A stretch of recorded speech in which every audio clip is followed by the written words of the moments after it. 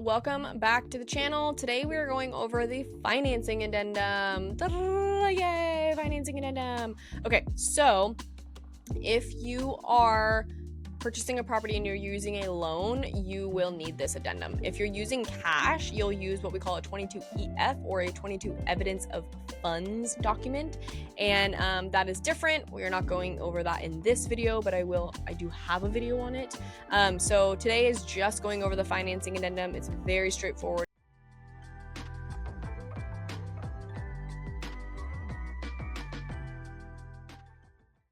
Here is the financing addendum. Now, pretty straightforward.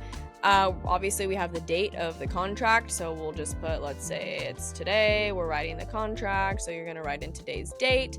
We're going to put buyer, we'll put Susie Q, and for the seller, we'll put Todd. And obviously you would have first and last names, but you'll put in your buyer seller names. Address, we'll put 123 Main Street, because that's always our go-to, right? In whatever city, state, zip. Loan application. Now, you have to have a pre-approval letter before you make an offer on a property. I'm not writing an offer on a property for you. I'm not taking you into a property until we have that pre-approval letter. So a couple reasons for that. I'm not wasting my time. I'm not wasting my time taking you out to show properties if I don't even know that you're approved for the loan amount. That's what open houses are for. And second, we're not going to be wasting the seller's time. If you're not a serious buyer, like ready to make a decision, or know if you're even qualified to be making an offer on the home, I'm not putting the sellers out by requesting to go see the house. So same thing with writing an offer. We're not writing this offer unless we have the pre-approval in hand from the lender and we've talked about the numbers and you're ready to go. So, moving on to the loan application, what type of loan are we using? Are we going to be a conventional first? Are we going to be FHA, VA? If you're not sure right now, that's fine. You will know by the time we get here. So we'll mark, for this sake, we'll just say, hey, we're going to be doing a conventional loan, and maybe we're doing 5% down. So this little checkbox here is the amount that you're putting down. If you and your agent have discussed something different than what shows on here, you need to tell your agent. Say, hey, we talked about doing I talked about doing 5%, but I'm actually going to put 10% down. Or maybe it's a fixed amount that you have to put down. Maybe you got like an inheritance or something and you have $60,000 to put down. So you would put in that, that specified amount right there. Moving down to paragraph 2, financing contingency.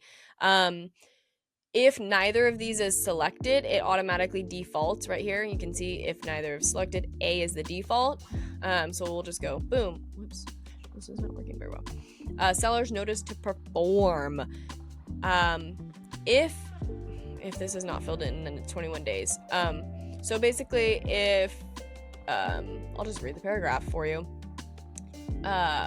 Notice to perform at any time within however time frame is specified, 21 days if not filled in, after mutual acceptance, the seller can give what we call notice to perform, requesting that the buyer waive the financing contingency and give notice to terminate the agreement at any time 3 days after delivering that notice, if buyer doesn't waive the financing contingency earlier.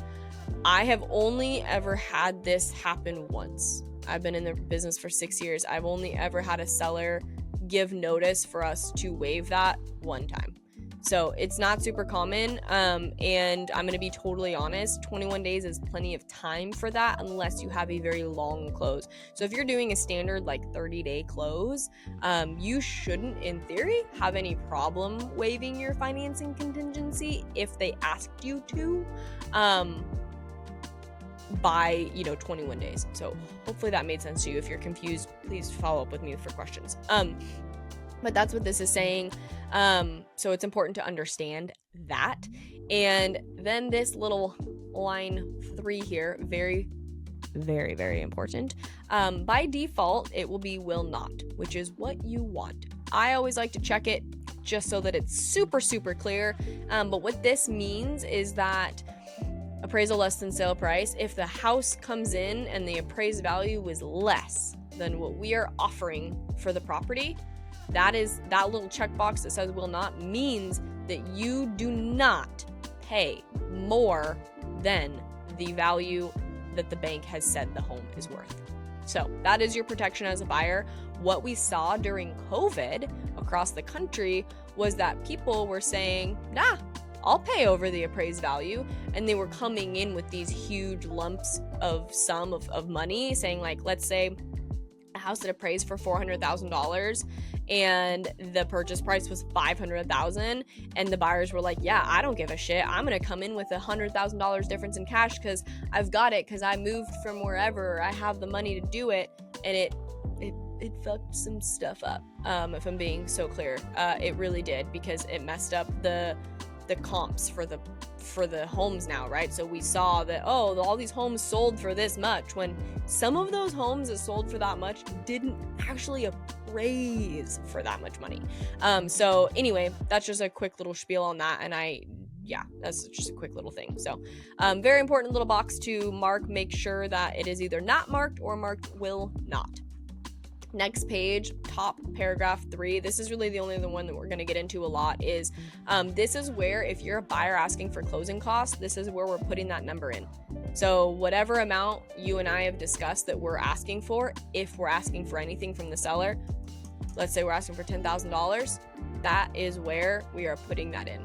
It could be a set amount, or it could be a percentage, or we could not be asking for anything. But if we need to ask for something, the financing addendum on page 2, paragraph 3 right here is where we're going to do that. Appraisal less than sale price. I talked about that a little bit, and I have a whole separate video on it, so I'm not going to get into it too much right now. But people always ask what happens. It literally says on the contract right here what happens. So please read through this. And if you're a client of mine and you want a copy of any of these, please let me know. I'm happy to send one over. It will have a giant thing across it that says sample, but I'm happy to send you copies of the contract so that you can read through them and get questions if you have any. So I'm going to stop sharing that, because that's really, there's not really much else. The last page is just going more into, again, the details of every single thing. Appraisal, inspection, if you're a FHA buyer, the appraisal certificate, the purpose of the appraisal. If you're a VA, this would apply to you, and then extension of closing. So pretty straightforward contract. Again, it's more so that you know kind of what it looks like, what to expect, and not feel so shocked when the time comes that you're writing an offer. So thank you so much for watching the video, tuning in, and reach out to me if you have any questions. Have a fantastic day.